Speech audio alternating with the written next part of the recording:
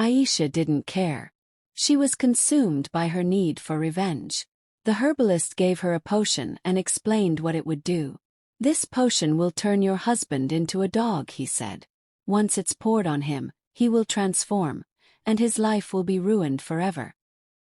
In the city of Abuja there lived a beautiful and lovely couple. Aisha and Malik were once the perfect couple. They loved each other deeply and always had each other's backs. Aisha had been by Malik's side through all the ups and downs. They had been married for over 10 years, and though they had no children, their love for each other remained strong, or so Aisha believed. For years, Aisha and Malik had tried everything to have a child. They went to doctors, tried all kinds of treatments and prayed day and night, but the children never came. Every doctor they visit always gives them the same frustrating response. "There's nothing wrong with either of you," they would say. "You're both perfectly healthy, and there's no medical reason why you can't have children." Sometimes these things just take time. But month after month, year after year, Aisha remained childless, and the sadness that filled their home became heavier with each passing day. At first Malik didn't mind. He loved Aisha, and the two of them were happy together. But as time went on, the pressure from Malik's family became unbearable. His mother, sisters, and relatives constantly reminded him that he needed children to carry on the family name. "You need a child, Malik," they would say. "You can't stay with Aisha if she can't give you children." His mother, especially, was relentless in her criticism of Aisha. "What kind of woman can't give her husband children?" she would say. "Malik, you need children. Our family name can't end with you." At first, Malik defended Aisha. He would tell his family to stop pressuring them, reminding them that Aisha was his wife and he loved her no matter what.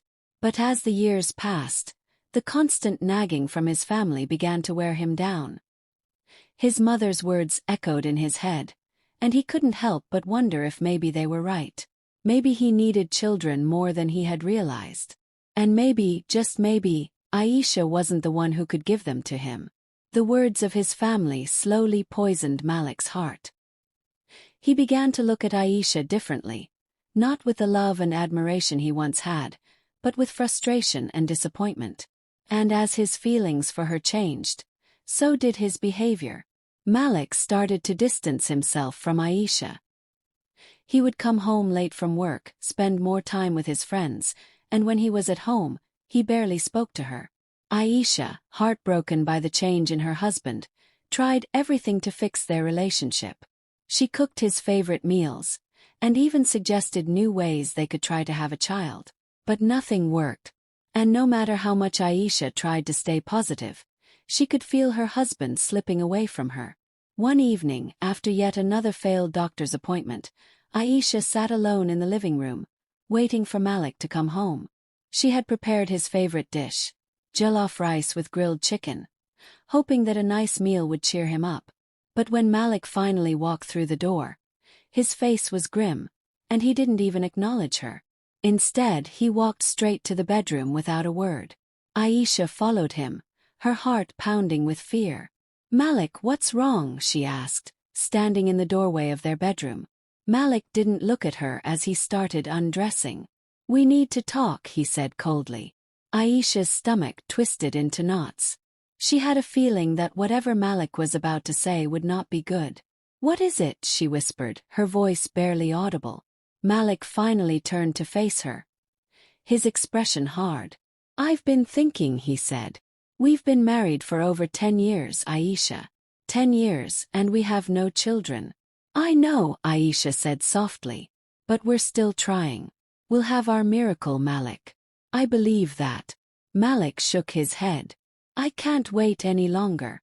My family is right. I need children, Aisha. I need an heir. And you. You haven't been able to give me that." Tears welled up in Aisha's eyes, but she blinked them back. "Malik, we've been through so much together. Love you. We can try other options. What about surrogacy? Or adoption? We don't have to give up." But Malik's mind was already made up. "No, Aisha," he said firmly. "I've made a decision. I'm going to take another wife." Aisha's heart sank. Another wife. Malik, how can you even think of such a thing? We've been through so much together. You can't just replace me. How could you even think about doing that? We promised to love each other no matter what. Aisha, Malik said quietly, I love you, but I need children. You've seen how much pressure my family is putting on me. We've tried everything and it's not working. It's time for me to marry someone who can give me what I need. Aisha refused to accept this. She pleaded with Malik to reconsider. We can try surrogacy, she suggested. We could find someone to carry our child for us. But Malik wouldn't listen. His mind was made up. No, Aisha, he said firmly. I'm going to marry another woman. Her name is Halamat and she has agreed to marry me. Aisha felt as though her world had crumbled around her. How could the man she had loved for so long betray her like this? She had stood by his side through thick and thin, and now he was pushing her aside for someone else.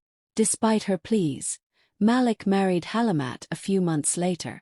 Aisha was forced to watch as the woman moved into their home, taking over the life that had once belonged to her. Halamat was young and beautiful, and before long she became pregnant. Malik doted on her, showering her with attention and affection. Meanwhile, Aisha became a ghost in her own home. Malik barely spoke to her, and when he did, it was only to express his frustration. He couldn't understand why she was still there. Aisha, I don't know why you're doing this to yourself, Malik said one evening as they sat in the living room, the silence between them heavy. You should leave. I have a new wife now, and she's giving me the child I've always wanted. There's no reason for you to stay. Aisha's heart was broken, but she refused to leave. She still loved Malik, and she hoped that deep down he still loved her too.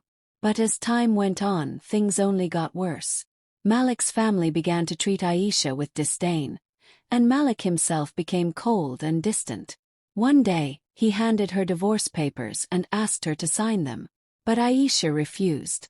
She couldn't bring herself to let go of the man she had loved for so long. I won't sign those papers, she said. You promised to love me forever, Malik. I'm not giving up on us. Angered by her refusal, Malik made a cruel decision. He threw Aisha out of the house. He told her to leave and never come back. The man who had once vowed to love her no matter what had now turned his back on her completely. Devastated, Aisha wandered the streets with nowhere to go. Her heart was filled with pain, anger, and betrayal. How could Malik do this to her?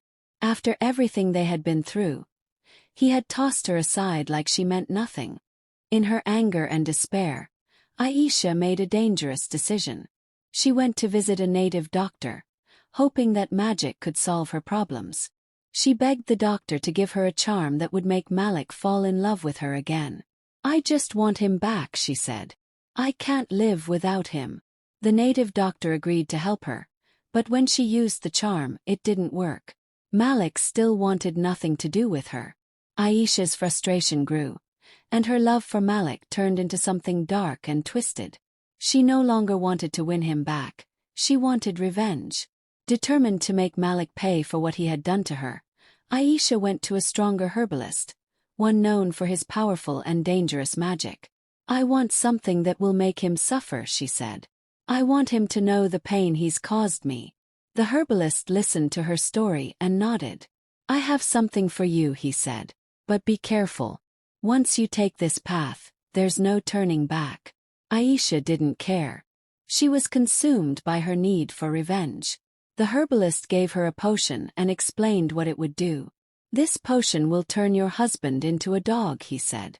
Once it's poured on him, he will transform, and his life will be ruined forever. Aisha took the potion without hesitation. Her heart was set on making Malik suffer. She would make sure that the man who had thrown her away, the man who had betrayed her love, would live a life worse than death itself. He would know the pain of being abandoned. Just as she had, Aisha left the herbalist's hut with a potion carefully hidden in her bag. As she walked through the market, her mind raced with thoughts of how she would execute her plan. She knew she couldn't approach Malik directly. He would never let her get close enough. So, she decided to find someone who could do the job for her, someone who wouldn't be suspected. That evening, as the sun began to set, Aisha came across an old beggar sitting by the roadside. His hands stretched out for coins. He was frail and dirty, his clothes torn and his hair matted. Aisha watched him for a moment, and an idea began to form in her mind. This man could be the key to her revenge. She approached the beggar, kneeling beside him and offering him some money. His eyes lit up with gratitude, but before he could speak, Aisha leaned in close. "I need your help," she whispered. "There's something I want you to do for me, and if you do it, I'll give you more money than you've ever seen." The beggar looked at her with suspicion. "What is it you want me to do?" he asked. His voice weak and raspy. Aisha pulled the potion from her bag and handed it to him. "I need you to pour this on a man's head," she said. "His name is Malik, and he lives in the big house at the end of this road. He'll be coming out of his car in the morning. When you see him, pour this on him.